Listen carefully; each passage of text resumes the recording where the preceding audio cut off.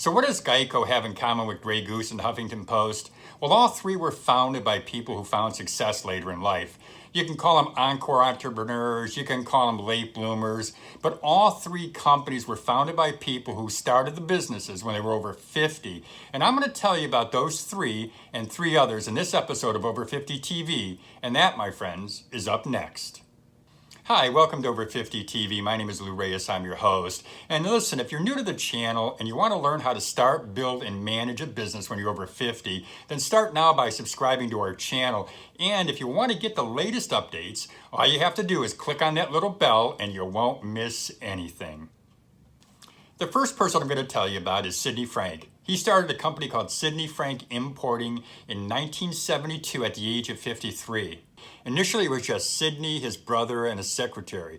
His business really took off when he started distributing Jagermeister. At that time, it was an obscure German liquor, and they were selling only about 500 to 600 cases a year in the U.S.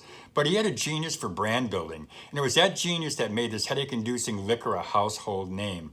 At 77, Frank's second big success was the French vodka Grey Goose, which he introduced to the market in 1997. 8 years after he introduced it, he sold the company to Bacardi for more than $2 billion.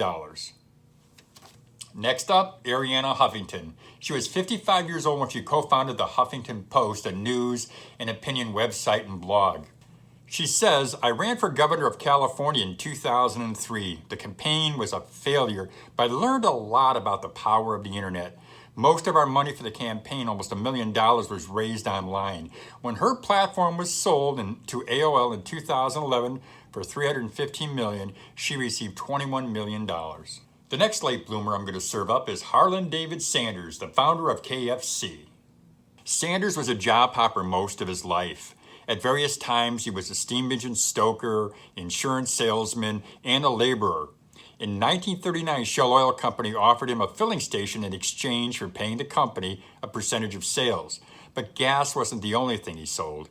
He began serving chicken dishes and other meals. In 1952, at the age of 62, he sold his first Kentucky Fried Chicken franchise. The company rapidly expanded. In 1964, he sold the business, which by that time had over 600 outlets, for $2 million. Now here's a syrupy story we're going to tell you. It's about John Stith Pemberton, the founder of Coca-Cola. After experimenting with a number of ingredients for his Dr. Tuggle's compound syrup of globe flower, an alternative to morphine, Pemberton, a 55-year-old Georgia pharmacist and physician, reformulated the concoction and decided to sell it as a fountain drink rather than a medicine. Soon after Coca-Cola hit the market, Pemberton fell ill. Sick and almost bankrupt, he started selling rights to his formula to business partners in Atlanta. Desperate for cash, Pemberton sold the remaining interest in Coca-Cola to another pharmacist for $1,750. Today, Coca-Cola's market capitalization is roughly $188 billion. In 1954, Ray Kroc, a milkshake mixer salesman, met two men who would change his life. Kroc was a salesman for the food service equipment manufacturer Prince Castle when he called on Richard and Maurice McDonald, owners of a 6-restaurant chain of hamburger restaurants in California.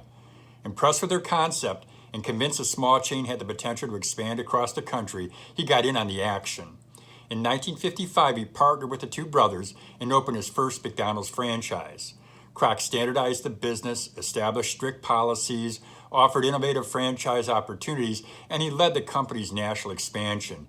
Eventually, Kroc purchased the company from the family for $2.7 million.